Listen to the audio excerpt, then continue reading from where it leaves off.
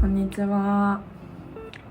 今日はまた留学についてのお話ができればなと思って回してます。相変わらずタオルが干しっぱなんですけど、ここしか干すとこないから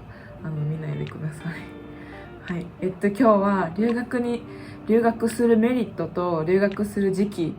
のおすすめみたいなのを私の目線からお話できたらなと思います。では早速いきます。レッツゴー。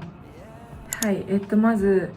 自分の留学経験をお話しするんですけど、2021年の9月から3ヶ月間だけアメリカに留学してました。で、今現在半年ほどマレーシアに留学してます。サムネにもあったように写真ではキラキラ生活を送ってるんで、ババって見てみてください。インスタとかも載ってます載ってるので見てもらったら分かります。はい、留学は旅行できるのも一つのメリットなので、はい、留学する意味みたいなところなんですけど、もちろん留学する意味っていうのは人によって違うと思うんですけど、日本人の人からしたら大きくは語学留学かその交換留学で授業を受けるっていうのが多いかなっていうふうに思います。その学生の留学はなので、やっぱりメリットとしてはやはり普段日本にいるよりかはもちろんその語学に触れる機会、その英語やったら英語圏やったら英語やし、その他の語学とかもあると思うんやけど、その触れる時間が増えるっていうのはやっぱりメリットかなっていうふうに思います。でも私が実際2回留学して思うのは、語学、結構これいろんな人が言われると思うんやけど、語学を身につけたいんやったら留学じゃなくてもできるなっていうふうに実は思います。留学に来たからといって話せるようになるっていうわけでは本当にないなっていうふうに自分でも未だに思います。やはり自分からやってみたい、話してみたい、なんていうの、上げていく、その語学力向上させたいっていう思いがないとなかなか留学に行っても話すのを向上させるのは難しいかなって思います。むしろ私自身伸びたなっていう、別にまだ全然話せへんけど伸びたなって思うのは、国内でやってた例えば英会話に通ってたことであったり、自分でなんていうんやろ、今日一日の出来事をブツブツ独り言で英語でまとめたり、国内でできたことの方が伸びた気がしてます。じゃあなんでその留学に行くかっていうと、留学はそのなんていうの、蓄えてきた語学力を使って何かをすることにメリットがあるかなって私は思います。だからよくなんで行くのとか、海外行くのはむしろ拷問やわとか言われたりするんやけど、私の場合やったら英語を学んでるから、その英語を使うことによって話せる人たちの輪っていうのが日本だけよりかはかなり増えると思うので、その英語圏を話す方々の考え方、価値観っていうのがめちゃめちゃ身につきます。日本にいると日本の考えしか分からへんし、もちろんやけど、で思ったより海外に出てみて思うのは、日本ってほんまに日本人しかいいひんねんなっていうのをめちゃめちゃ思います。当たり前なんやけど、アメリカとマレーシアに来てみて思うのは、その国の人たちだけじゃないっていうのがめちゃめちゃ感じます。日本は本当に日本人しかいないので、あんまり海外の方と触れ合う機会っていうのは自ら探しに行かないと作りにくいと思うんですけど、他の国に行くと意外とそうでもないので、そういう方とコミュニケーションを取るためにも語学は必要かなって思います。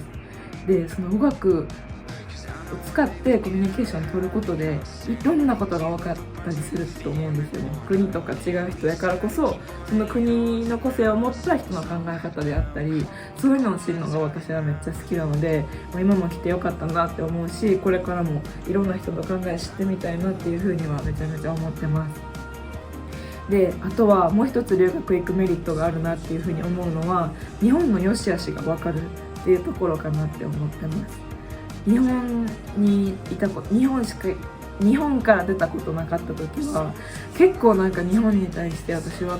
日本のここがダメとか、日本ここ嫌やとか、日本ここでってめっちゃ批判してて、もう海外に憧れがめっちゃあったから、だからもうアメリカは怖いのに海外は怖いのにっていう風にめちゃめちゃあったから言ってたけど、実は日本ってほんまにすごいこれだけは言いたい。日本はほんまにすごいし、ご飯がマジで天才すぎる。もうご飯がほんまにどの国より美味しいと思う。日本人の目線やけど。だからまあご飯が美味しいのもそうやしっていうのも言ってみな分からへんし、あとは何やろ、もうねトイレがマジで綺麗どの国よりもトイレマジでめっちゃ綺麗やと思うから、そういうところもやばい、前にさ今エレベーターホールあんねんけど、私の前めっちゃ見られてて恥ずかしい、警備員みたいな人にやめてくれで、はい、話に戻ります。でなんだっ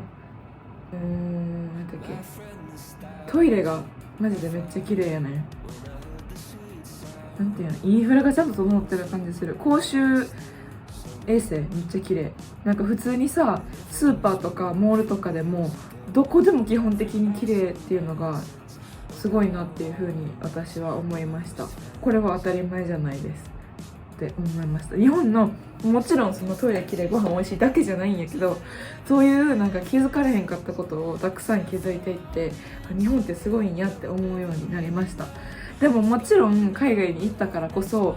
日本ここがダメなんやって気づくこともいっぱいあるので、それはまあもちろんその人の価値基準によると思うから、私がここがダメとかはあんまりあれやけど、ぜひもう行ってみて、ここがちゃうんかみたいな風に思ってほしいから、多くの人にいろんな国に行っていろんな経験をしてみてほしいなって思います。私もそんなに多くないけど、やっぱり2カ国にちょっとだけでも滞在してるだけでもほんまにたかが1ヶ月とかでも絶対に分かると思うんで、たかが3ヶ月半年とかやけどそれでも分かることあるんで、そういういろいろ分かったり人との交流つなげられたりっていうことに意味があるかなっていうふうに私的には、私の観点からは思います。はい。で、留学する時期についてのお話なんですけど、留学する時期って結構迷われ、コロナとかがあったんで今はマシやけどあったんで余計迷われる方もいるかなっていうふうに思うんですけど、私の話は大学生の話になるので大学4年間の中での時期でお話しすると、私個人的に思うベストタイミングは2回生の時かなって思います。やっぱりなんで1回3回4回じゃないのかっていうと、1回生の時はまだ大学入りたてやし、授業をいっぱい取って単位取った方がいいなって思うんで、なんていうの、基盤を作るっていう意味でも1回生は日本の大学にいた方がいいなって思います。で、なんで3回がダメかっていうと、ダメっていうか別に全然いいと思いますし、3回っていう人もいっぱいいるんやけど、もしその4年の中で選べる時期があるんやったら2回がいいなっていうだけで、2回の次は3回がいいなって私は思います。で、なんで3回がダメかっていうと、なんか3回生の後半からだんだん就職活動が始まってくると思うんで、そういう意味でもそこと被らへんっていう感じやったら2回の方が、2回が一番融通きくかなって思います。正直何もすることはないと思ってるから、2回生が一番、その1年間行くとか、半年とか何でもいいと思うけどがいいかなって思います。半年行くにしても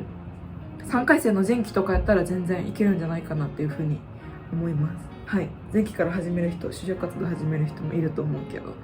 で4回生は何がダメって言ったら、4回生は前期がまさに就職活動真っ只中だと思うので、そこが結構厳しいかなっていうふうに思うし、後期でも卒論とかが結構重なってくるんで、4回は一番ないかなっていうふうに思います。結構タスクは重なっちゃうし、卒業とかが結構危うくなったりしちゃうと思うので、とか言いながら私も今4回生なんですけど、正直就職活動と両立はできるっちゃできると思いますけど、しないに越したことはないかなって。確かにそのオンラインで面接聞かせてくださいっていうのを聞いてくださる会社もいるとは思うけど、そうじゃない企業もあると思うので、一番留学の時期として大学4年間の中で選べるとするなら2回生がいいかなって思います。1年間行くなら2回生の1年間、半年行くなら2回のどうかか3回の前期がいいかなっていうふうに私は思います。はい、以上です。あくまで私の経験とか周りの人の話聞いてのお話なので、詳しく絶対こうとは言い切れないですけど、私の観点からはそうでした。はい。ぜひ大学で留学迷われている方とか時期で迷われている方いたら、この動画が届きますように。はい、今日も見てくださってありがとうございました。バイバーイ。